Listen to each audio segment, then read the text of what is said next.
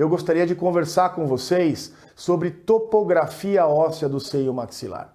Como eu mostrei nos exames de imagem, por meio das tomografias computadorizadas volumétricas, nós conseguimos realizar toda a parte de planejamento hoje, tanto via fluxo convencional, por meio de estudo das tomografias, enceramento desses casos, e hoje, com a vantagem do fluxo digital, também fazer a parte de enceramento digital. No entanto, é importante estudar a topografia dos seios maxilares que nós vamos operar. Como eu mostrei para vocês, estudar as paredes ósseas, estudar principalmente a parede lateral. É importante na tomografia volumétrica a gente tirar o máximo de informação e vocês vão ver mais para frente, estabelecer os limites para que eu escolha uma técnica individualizada para cada paciente. No entanto, eu sou obrigado a mostrar para vocês que o domínio da topografia óssea do seio maxilar é imprescindível para que nós consigamos tanto planejar como executar a técnica de cirurgia de uma forma correta e sólida e de uma forma segura. Então, inicialmente, eu faço uma pergunta para vocês, que eu sempre faço para os meus alunos. Quantas paredes ósseas o seio maxilar tem? Quantas paredes ósseas o seio maxilar tem? E eu vejo que muitos alunos, às vezes, a grande maioria deles erram essa questão. E é importante vocês entenderem a quantidade de paredes ósseas que o seio maxilar tem, porque eu já posso adiantar para vocês que a cirurgia de seio maxilar, ela é uma cirurgia que 90% dela é feita no escuro. Como assim feita no escuro, Guilherme? Ela é feita de uma forma que nós não conseguimos realizar e enxergar de forma clara, a olho nu. É uma cirurgia que está muito intimamente relacionada com o tato, com o feeling, com a destreza manual que nós temos na cirurgia.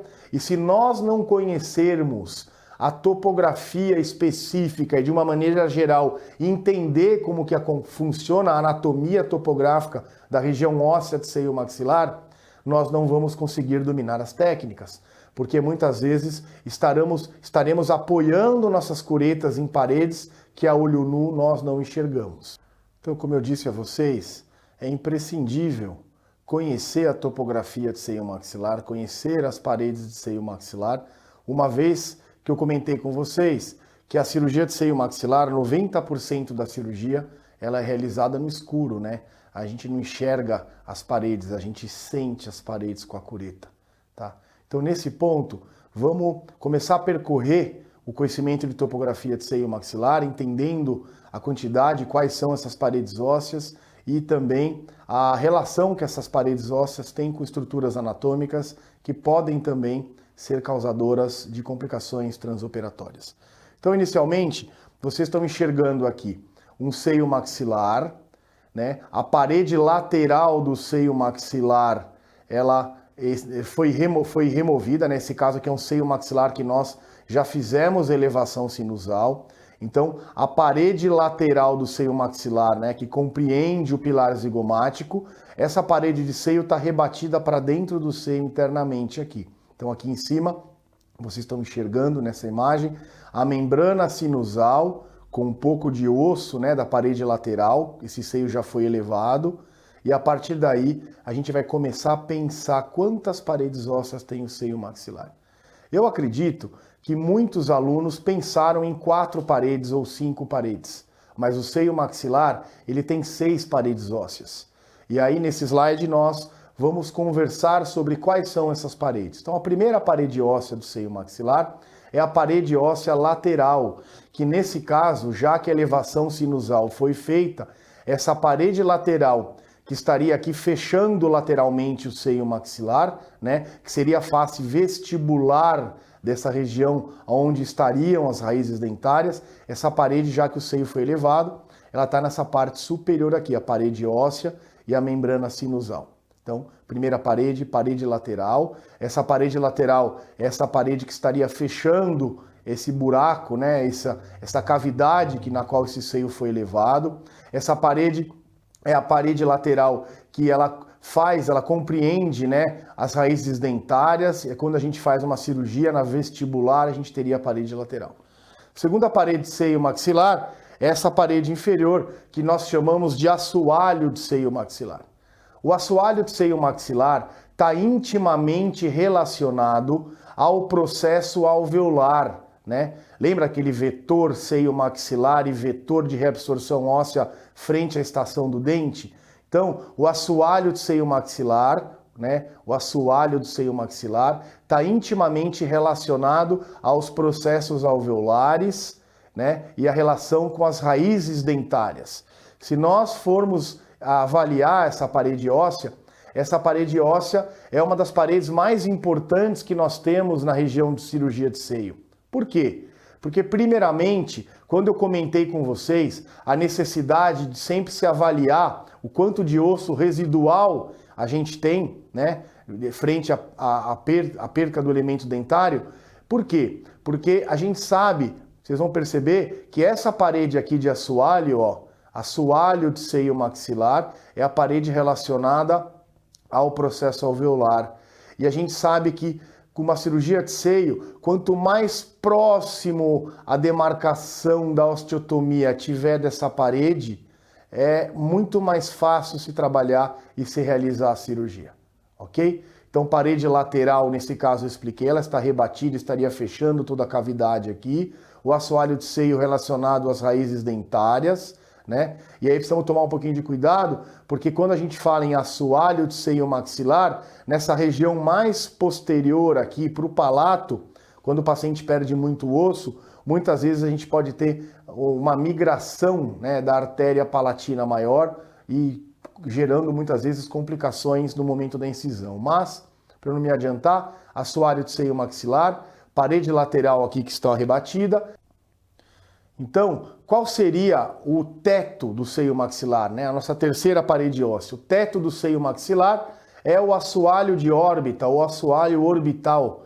Essa parede é uma parede que dificilmente o cirurgião dentista consegue ter acesso a ela durante uma cirurgia de seio maxilar. No entanto, é uma parede que, em casos de paciente que apresentam um seio maxilar curto, né, com uma altura muito reduzida, essa parede a gente sabe que na face interna dela, embaixo da membrana sinusal, a gente tem uma parte do tronco, né, do nervo e da artéria infraorbitária. Então é uma parede muito perigosa de se trabalhar, no entanto, dificilmente o cirurgião dentista chega até o assoalho orbital, que é o teto do seio maxilar. Então, primeira parede, parede lateral que está rebatida, segunda parede, assoalho de seio maxilar intimamente relacionado com os processos alveolares, e o teto do seio maxilar, o assoalho orbital. Outra parede óssea, essa parede mais posterior, e a gente chama de parede posterior do seio maxilar. Se a gente for enxergar aqui no aumento, vocês vão conseguir olhar, ó, parede posterior do seio maxilar. Essa parede posterior do seio maxilar, ela está intimamente relacionada, né? Atrás dela, o que a gente tem? O túber da maxila.